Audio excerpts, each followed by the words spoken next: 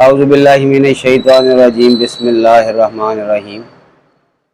اللہم صلی علی سیدنا محمد وآلہ وطرتہ بعدد کل معلوم اللہ کا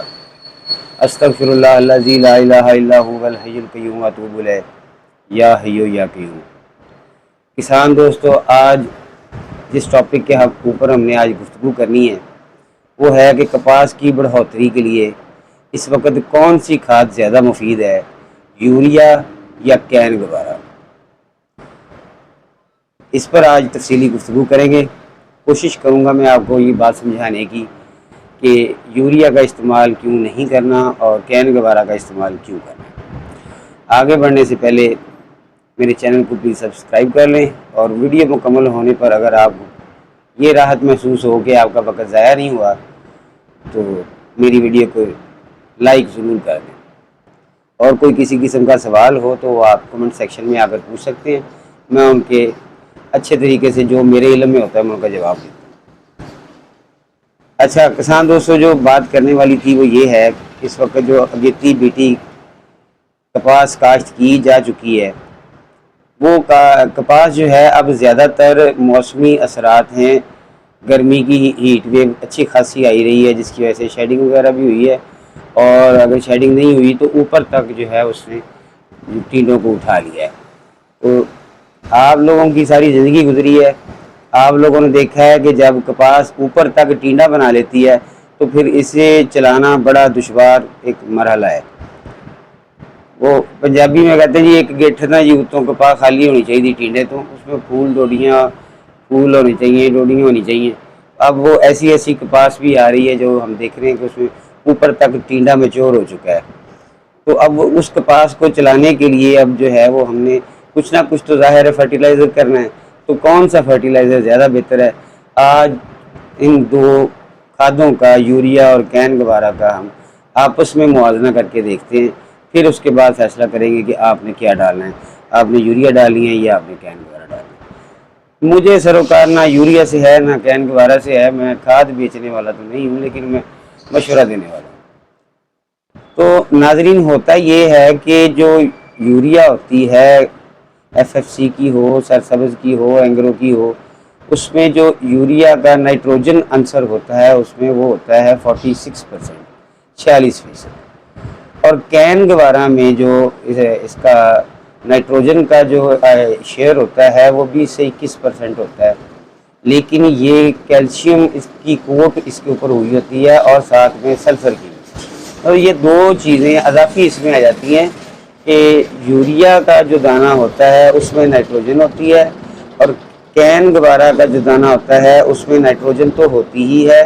ساتھ میں اس کے ساتھ سلفر بھی ہوتا ہے، اور اس میں کیلشیم کوٹڈ ہوتا ہے۔ اب اس کا فائدہ کیا ہوتا ہے؟ اس کا فائدہ ہمیں یہ ہوتا ہے کہ جو یوریا، کیونکہ ایک نائٹروجن ایک گیس ہے، گیس کو ہی منجمد کر کے کسی طریقے سے اس کے بانڈ بنا کے جو ہے وہ ہمیں کھاد کی شکل میں پرووائڈ کی جاتی ہے، تو یہ ہوا میں اڑ جاتی ہے، یہ زمین میں بڑی جلدی نیچے چلی جاتی ہے، لیچ ڈاؤن کر جاتی ہے، آدھی سے زیادہ یہ ہوا میں خارج ہو جاتی ہے، اور اس سے جو ہم ڈالتے ہیں وہ جو ممکنہ فوائد ہوتے ہیں وہ نہیں ملتے۔ دوسرا یہ ہوتا ہے کہ جو جس فصل میں یہ ڈالی جاتی ہے فوری طور پر جو ہے وہ اثر انداز ہوتی ہے، اور اسے اس زمین کو ایسیڈک کر دیتی ہے، تو اس کی تذابیت کی جو ایک متوازن تذابیت ہونی چاہیے نا زمین میں، ایک پی ایچ لیول سکیل جو ہے وہ نہ 7 سے اوپر ہونا چاہیے، 7.5 سے، تو نہ نیچے ہونا چاہیے، تو یہ اسے غیر متوازن کرتی ہے جو ہماری زمین کی زرخیزی کو ویسے ہی کم کر دیتا ہے۔ تو کیلشیم امونیم جو ہے وہ اس کے نسبت جو ہے وہ کم نقصان کرتی ہے زمین کا، بلکہ یہ نہ ہونے کے برابر نقصان کرتی ہے۔ اس میں اب ہوتا یہ ہے کہ کیلشیم امونیم میں نائٹروجن 21% ہوتی ہے، لیکن وہ آہستہ آہستہ زمین میں پڑی رہتی ہے، فصل کو دستیاب رہتی ہے۔ یوریا جو ہوتی ہے وہ ہم ڈالتے ہیں اگلے دن، اس سے اگلے دن، اور اس کے اگلے دن سے وہ ختم ہو جاتی ہے، اور زمین میں وہ 0% اویلیبل ہوتی ہے، کچھ ہوا میں اڑ جاتی ہے، کچھ ریچ ڈاؤن کر جاتی ہے۔ تو یہ جو کین گوارا ہوتی ہے یہ ڈالنے سے ہمیں یہ فائدہ ہوتا ہے کہ یہ آہستہ آہستہ لگتی رہتی ہے، ٹھنڈی کھاد کہتے ہیں اسے، تو وہ جو ہے ہمارے پودوں کے لیے بڑی مفید ہوتی ہے۔ اب یہ جو کپاس میں ہم نے ایریگیشن کے ذریعے جو فرٹیلائزر ڈالنا ہے تو وہ ہم اس طرح ڈالیں گے، اور اگر ہم نے اسے اوپر سے چلانا ہے، ساتھ میں کوئی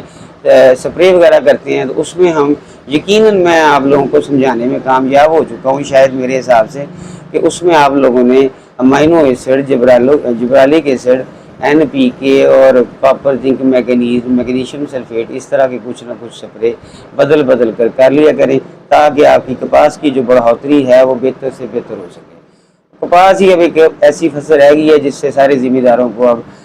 جتنا بھی مطلب اگر دیکھا سوچا سمجھا جائے کہ کوئی ریلیف آنے کا امکان ہے تو وہ کپاس ہی ہے۔ تو کپاس کے اوپر تھوڑی سی جان مار کر ہمیں کوشش کرنی چاہیے، یہ جو ہے نا جتنی میکسیمم ہم پیداوار لیں۔ ملٹی جین ہے، اب تو کافی سارے مسائل جو ہیں وہ اس میں کور ہو جاتے ہیں، سنڈیوں کے ہو جاتے ہیں، جڑی بوٹیوں کے ہو جاتے ہیں۔ انسیکٹیسائیڈ ہے، اسے کنٹرول کریں اور فولیئر کے ساتھ اسے چلانے کی کوشش کریں، اور اچھے فرٹیلائزر کے ساتھ اس کی جڑوں کو مضبوط کریں۔ کین دوبارہ ڈالنے سے جو ہے وہ زمین جو ہے وہ زیادہ اچھی رہتی ہے، اس میں سلفر اور کیلشیم کی جو مقدار ہوتی ہے وہ بھی پوری ہو جاتی ہے، جو کہ سلفر سے جو ہے اس کا آئل کنٹینٹ بہتر ہوتا ہے، اور کیلشیم سے جو پلانٹ ہوتا ہے اس کی جڑوں کا جو سٹرکچر ہوتا ہے وہ بڑا بہتر ہوتا ہے، اس کے لیے زیادہ اچھی ہوتی ہے۔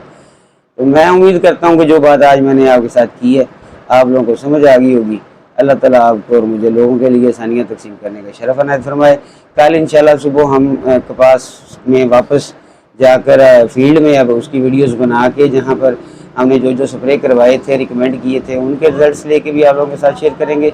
اور جہاں پر فرٹیلائزر ہم نے یوریا کی جگہ پہ کین گوارا ڈلوایا تھا وہ بھی انشاءاللہ تقابلی جائزہ جو ہے آپ لوگوں کے ساتھ شیئر کریں گے۔ اللہ تعالیٰ آپ کو اور مجھے لوگوں کے لیے آسانیاں تقسیم کرنے کا شرف عنایت فرمائے۔ جزاک اللہ۔